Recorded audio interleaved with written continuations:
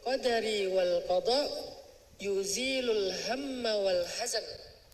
Ternyata kata Nabi, beriman kepada qada dan qadar atau takdir kalau bahasa kita akan menghilangkan alham dan hazan. Dua, alham dan hazan. Apa itu ham? Ham itu adalah khawatir tentang masa depan. Itu hammun, bahasa Arab. Mengkhawatirkan masa depan. Menggalaukan sesuatu yang belum terjadi. Itu namanya hammun. Sedangkan hazan itu menyedihkan atau marah, terluka, nggak nerima, protes, sedih tentang masa lalu. Jadi kalau ham itu sedih tentang masa depan, kita sebutnya galau, khawatir.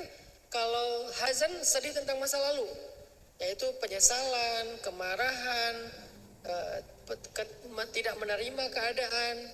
Jadi ternyata dua penyakit ini, alham dan hazan, itu obatnya adalah rukun iman yang keenam. Apa? Percaya kepada qada dan qadar. Jadi percaya kepada takdir adalah obat dari hammun dan hazanun. Nah, inilah yang kita hari ini akan belajar. Gimana cara kita mengimani takdir, terus apa hasil konkretnya dalam kehidupan kita. Lagi-lagi, dakwah saya sejak 2014 itu bukan narasi. Kalau saya menyampaikan literasi Islam, apakah itu tentang fikih, tentang akidah, kayak sekarang ini akidah karena bab takdir, atau tentang ma'rifatullah, saya selalu mencoba untuk menerjemahkan Islam dalam aplikasi kehidupan sehari-hari. Kita nyebutnya dengan istilah life hacks.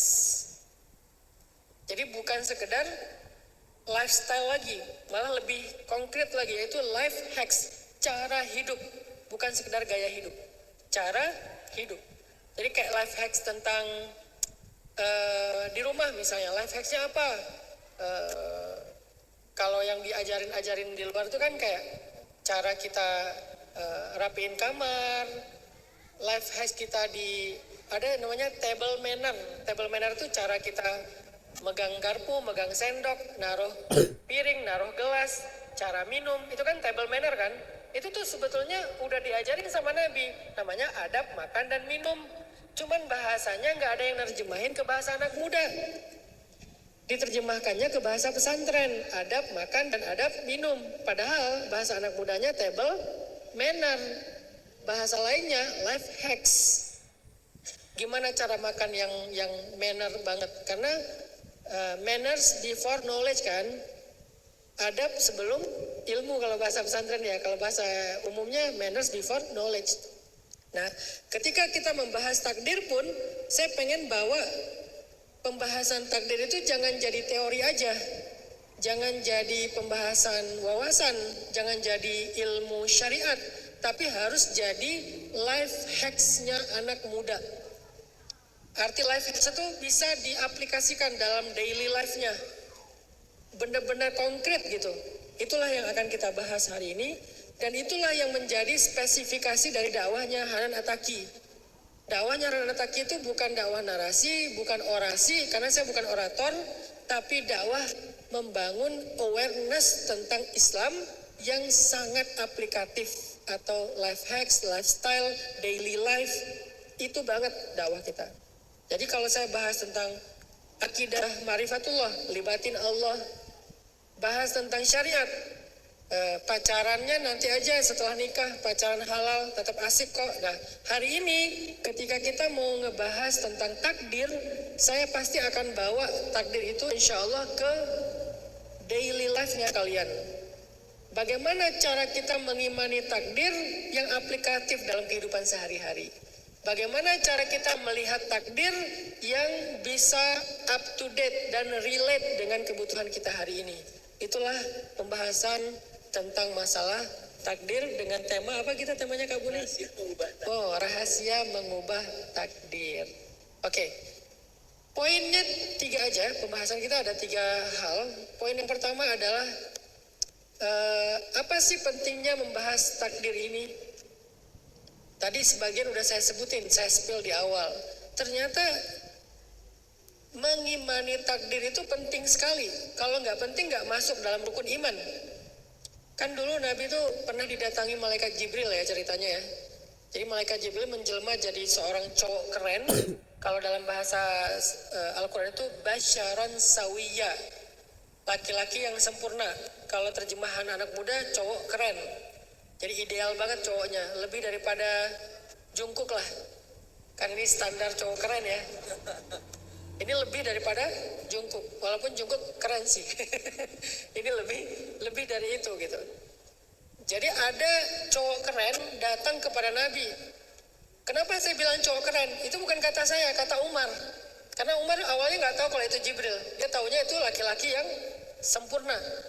Datang kepada Nabi, masuk ke masjid, duduk bertaut lututnya dengan lutut Nabi. Terus dia tiba-tiba nanya, sebutkan Islam, sebutkan iman, sebutkan ihsan, singkatnya kayak gitu. Akhirnya Nabi menyebut rukun Islam, menyebut rukun iman, kemudian menyebut tentang tasawuf atau ihsan kalau bahasa hadisnya. Salah satu di antara rukun iman yang disebutkan sama Nabi itu, kan ini jadi hadis usuluddin, dasarnya agama itu hadis ini. Sehingga hadis ini dikenal dengan istilah ummul hadis. Jadi kalau Quran itu ada namanya ummul Quran, apa ummul Quran? Al-Fatihah. Kalau hadis juga ada ibunya hadis, yaitu ummul hadis. Ummul hadis itu hadis Jibril yang tadi, tentang Islam, tentang iman, tentang ihsan. Berarti 3 hal yang dibahas. 1, masalah syariat. Yang kedua, masalah akidah. Yang ketiga, masalah tasawuf.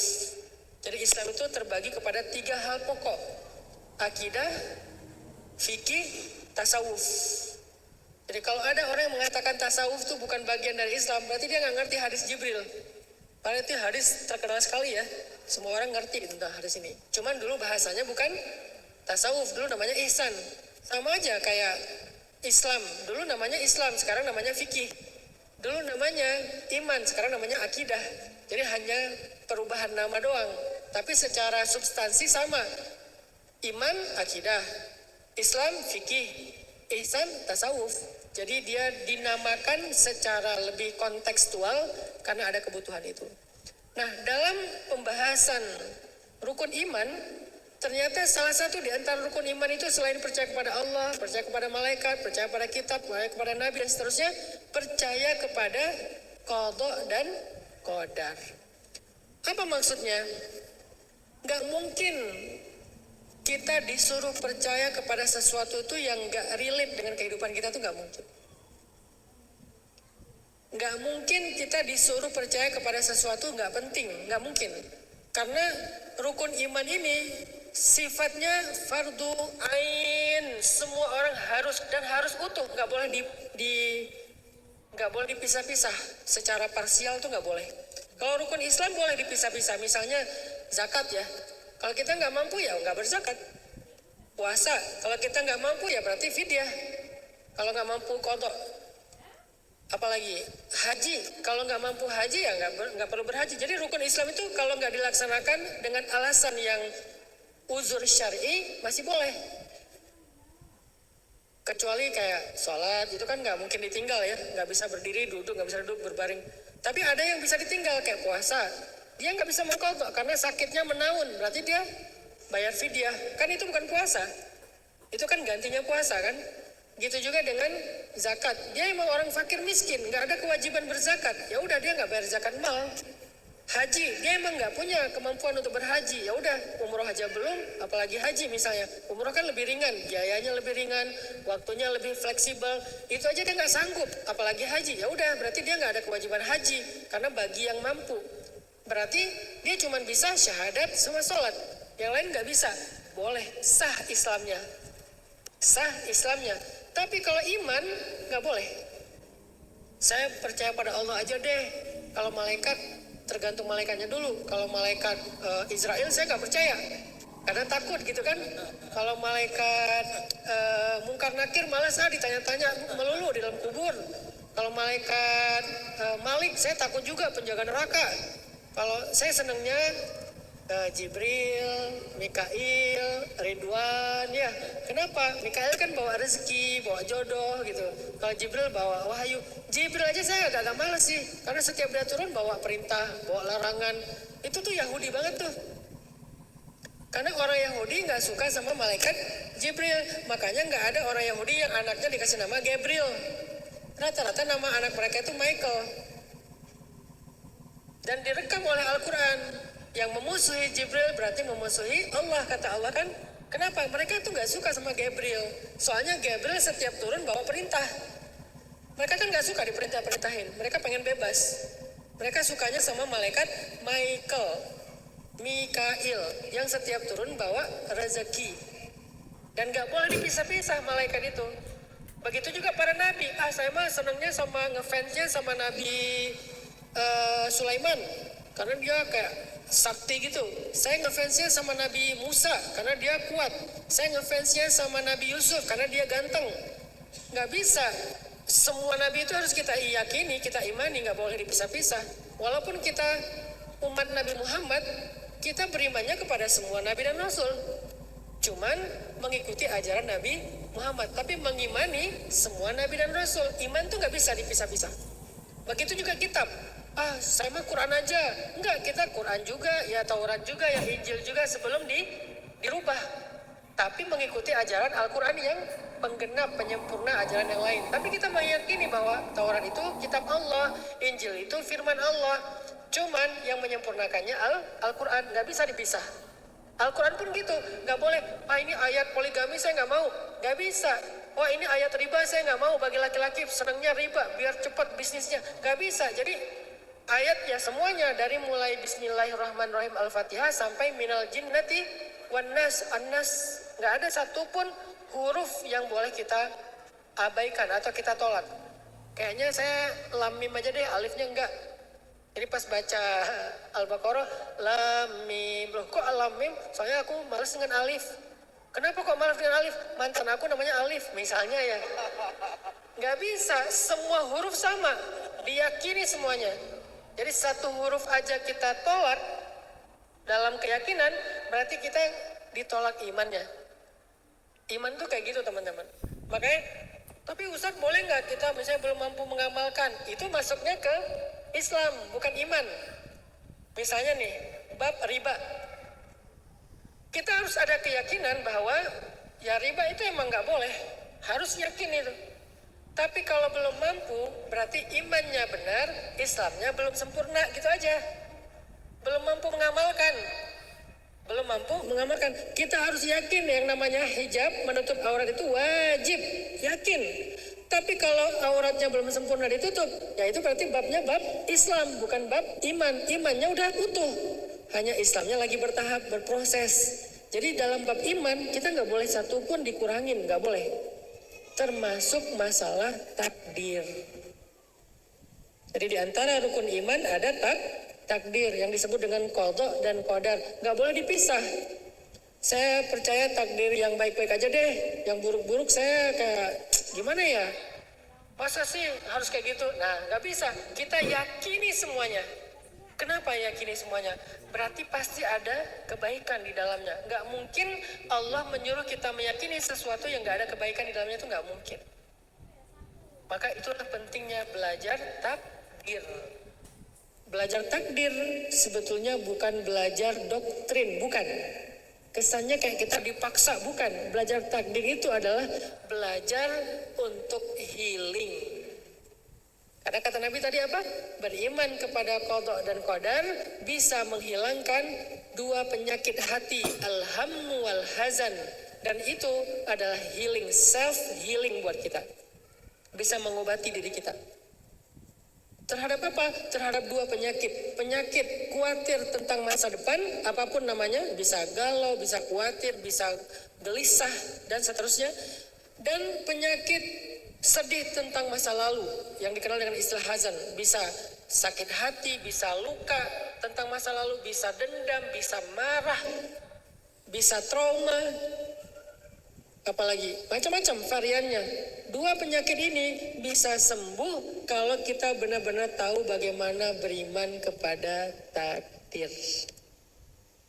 Jadi belajar takdir itu bukan belajar doktrin. Saya paling nggak suka Islam itu disampaikan secara doktrin ya. Saya nggak suka. Kenapa? Nggak fair. Sehingga kita nggak siap dengan serangan orang-orang liberal.